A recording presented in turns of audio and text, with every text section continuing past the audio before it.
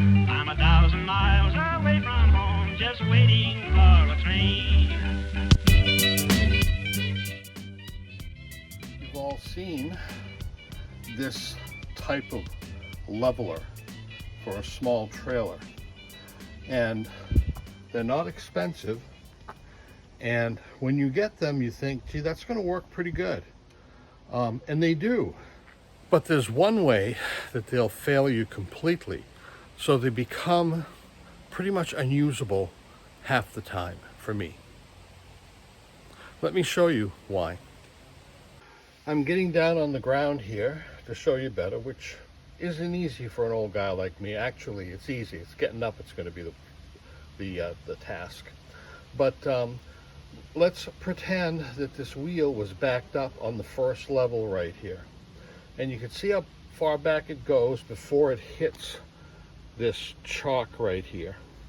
And as you can see, the wheel would be on the leveler, but not much of it. So if you leave the truck hooked up to the trailer and you put the parking brake on, it'll stay. But if you have to take that parking brake off, walking in the trailer, jiggling around a little bit, it rolls off from this thing. You can see at this level, it would be up on the second tier. And when it rolls off twice. So you go down pretty quick. If you had it on the third one, which I rarely have to do, it would be quite a trip down this ramp. So what the problem is that these sections right here are not wide enough. They would have to come out quite a bit longer, and this unit would have to be at least twice as long, which would make it rather unwieldy. And this is only a 15-inch tire. This is not a huge trailer. So the plan is to take that plastic wheel leveler and make it into something usable. Now, what would be nice is if I could improve it without changing the size and keeping it as light as it is, because it's plastic, it's pretty light, and having it work successfully. That would be almost the ideal leveler for me in this small camper. Don't know if I can do it, but I have an idea, so I'm going to give it a shot. Then we'll try it out and see.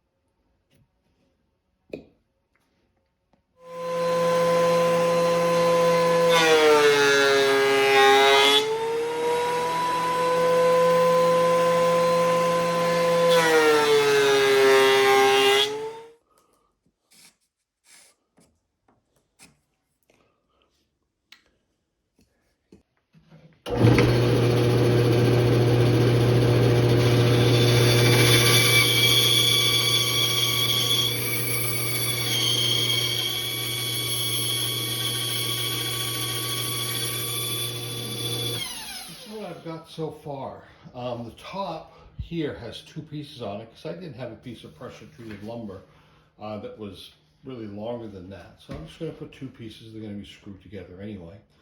And then I'm going to find a way to keep it in place. But I think I have an idea.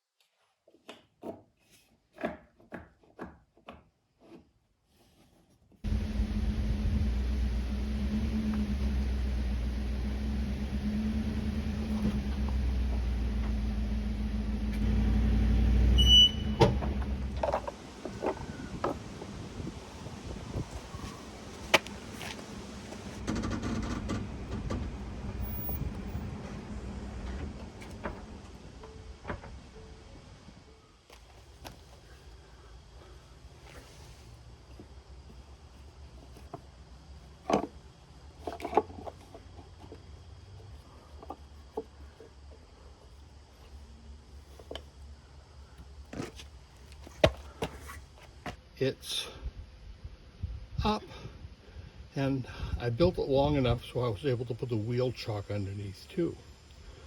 So, not counting the wheel chocks, which I always have, I've got a 2-piece lift that will get me up about 4 or 5 inches, which is all I ever need. Usually I'll be on the first or the second one. Rarely do I hit one that's that low. And if I did, I move the trailer around until I find a high spot. This, I think, is now my leveler. I'll still bring my old one that I made, but this finally works.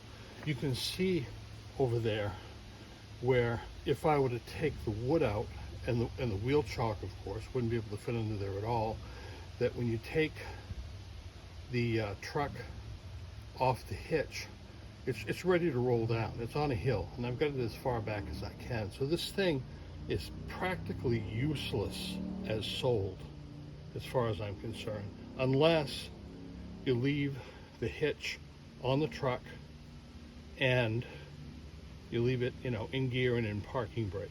Then you're all set. Thanks for watching this. I didn't know exactly if it was going to work well, and I thought I would give it a shot and video it at the same time. If someone wants to pay a few bucks for a leveler that is really pretty well made, except it's a poor design, and it's very light. All you have to do is get a soft piece of wood, pressure treated hopefully, and fashion some sort of platform so that the tire has a little bit more to sit on when you're done.